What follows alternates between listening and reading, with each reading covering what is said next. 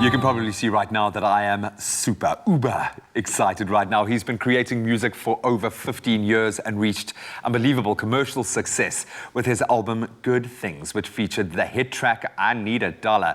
He's gone on to work with some of the most acclaimed names in the industry like Pharrell Williams, David Guetta, and of course the late Avicii, notably providing the impassioned vocals on the smash hit Wake Me Up. And that's what every member of our studio team has been singing for the last week since we'd heard we were going to be getting this opportunity.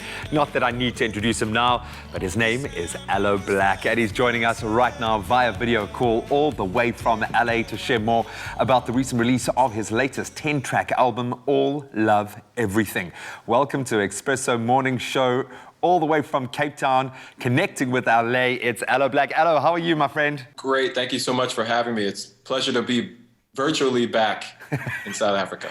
Well, everything is virtual this year, my friend. Before we get into what sounds like another unbelievable offering with the album, I've got to ask how you and your beautiful family are after the insane year that we've all experienced, because it's been one shared global experience, this COVID-19 year. How are you? We are doing okay. I have been home with the family. I've been spending a lot of time with the kids and my wife.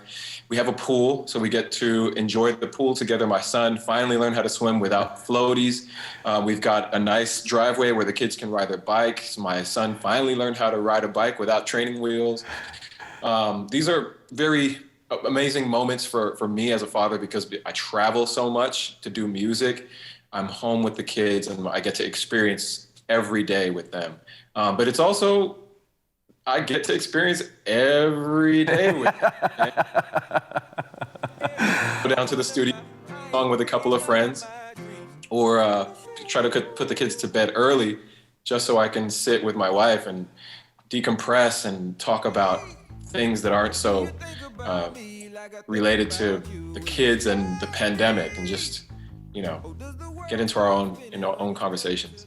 Just to be normal, man. And we joke about the new normal, but I think we're starting to establish what that is all about. I'm sure going into the process of creating and finishing off an album, obviously a beautiful opportunity to be introspective, maybe cathartic after the year we've had. Talk us through All Love Everything. What does this album mean to you? And is it different? Are you different? Are the songs different because of what you've experienced over the last 12 months?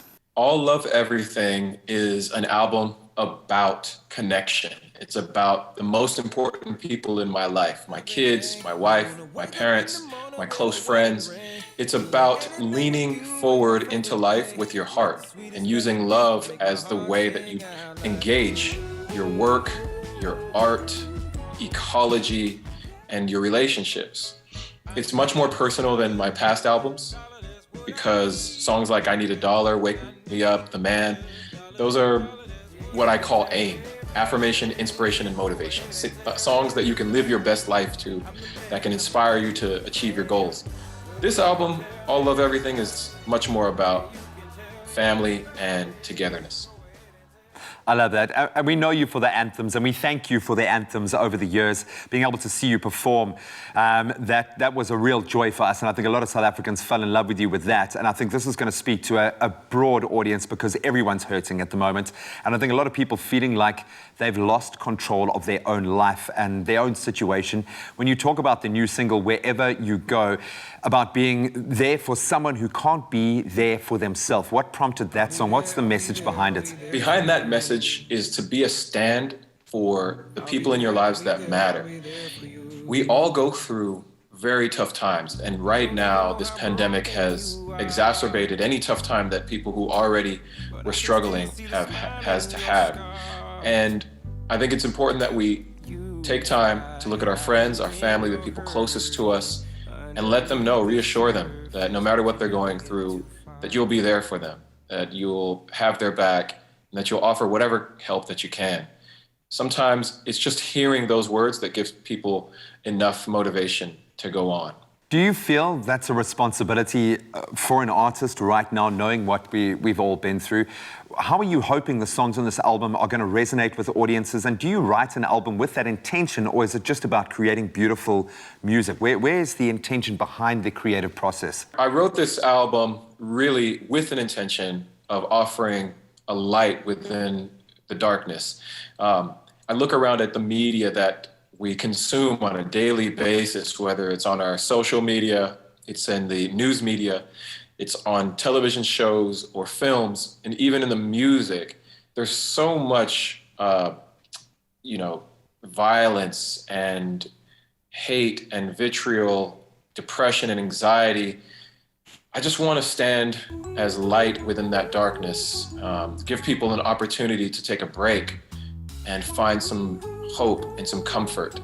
I really do write my music intentionally, and even more so, the music that I end up releasing is even more intentional. I re-recorded 20, 30 songs before I decided on the 10 that would be on this album. And these 10 are the message that I think is most important now.